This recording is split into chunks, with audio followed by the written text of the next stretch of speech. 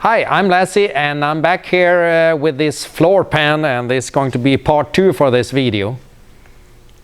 And you see how this panel came out on the first video we made, and it curved this way, and many times it's get really oil can, and it's really hard to weld it into a floor panel for a car or a trunk floor for a car. But I'm going to show you what we can do. As I said in the first video, that if we can't do anything after we put the bead on, we maybe can do something before. And here's the key. I'm going to take a new panel, and I'm going to use the same dies in the bead roller when we get over there. But what I'm going to do, I'm going to pre-stretch it in the English wheel with the smallest offset wheel. So I'm going to wheel this area where the bead going to be. So I marked it with the blue lines.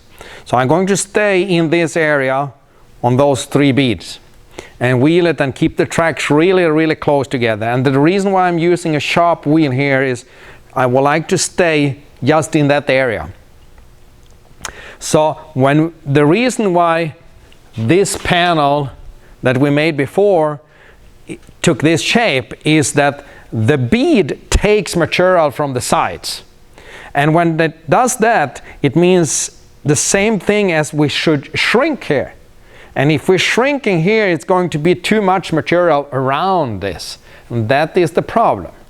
So that's the reason why I go into the English wheel and pre-stretch it, so I make it a little longer before we put the bead on. And when we put the bead on, the panel is going to be more straight. And that's the key. And that took me a long time to figure this out. But when you learn this now, it makes sense, and you can make your panels much better at home. Because this wheel is offset, I need to look at the tracks so I stay inside the line there.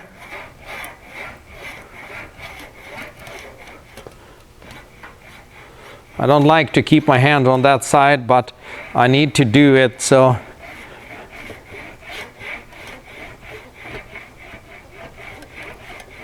And you see that what happened with the panel now is when I'm stretching it, it's taking a little V shape on the panel like this. I don't think I should go so much more now.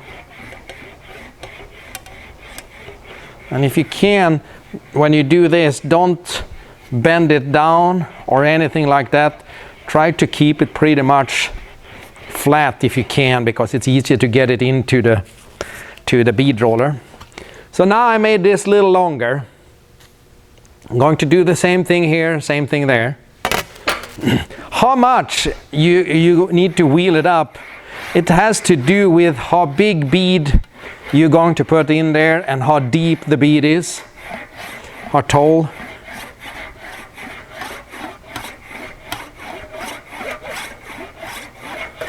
If you can wheel the whole length like this, that's great. But you can wheel shorter tracks as long as you overlap them so you cover the whole area.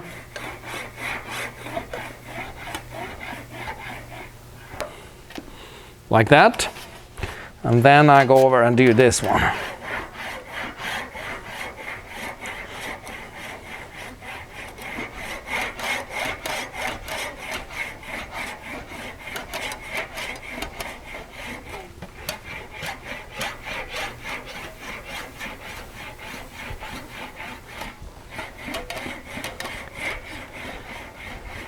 If the bead is wider and deeper, you need to pre-stretch a little more.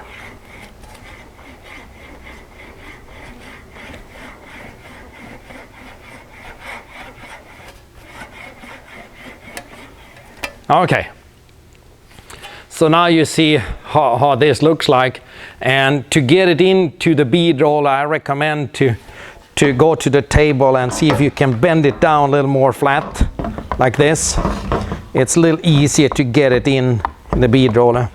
You can actually see on this side also the lines. The more exact you can be with the lines so you cover the area, the better it is. So now we're going to go over to the bead roller, and I'm going to start with the center one, and then I can do the side. And then we can look after that how it's going to look like.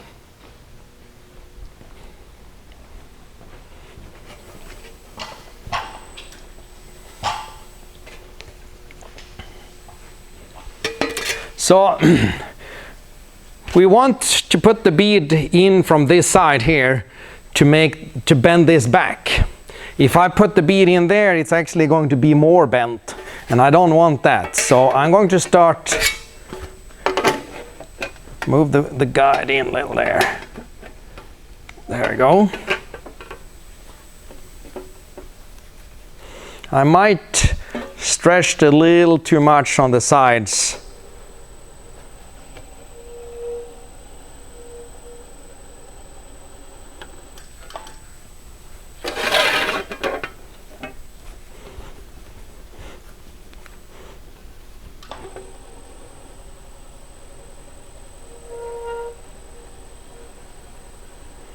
Yeah, I could have been a little smaller, a little more narrow on the beads.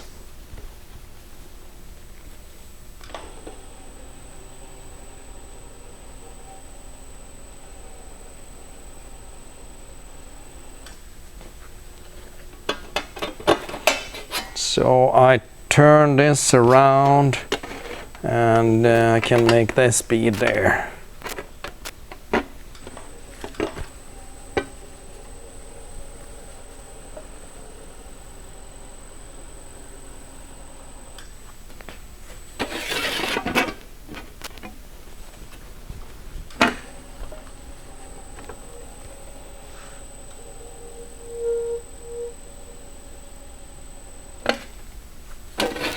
You see already that the panel taking a shape that is more flat again, because now the bead takes up that extra material that we pre-stretched.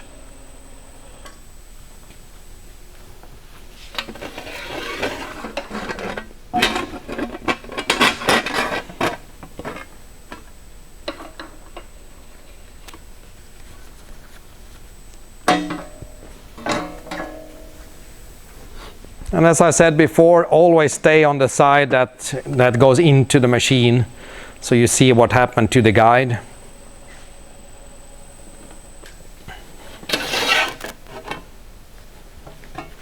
If you zoom in here, you can see that on this side here, it's very important that the sheet touching here to the guide.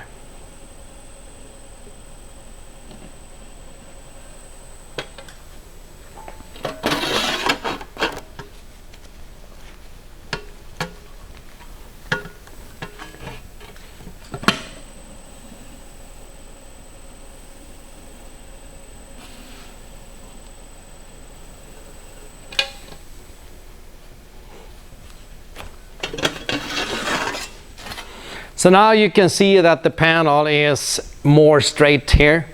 We didn't have that curve that we had on the other piece.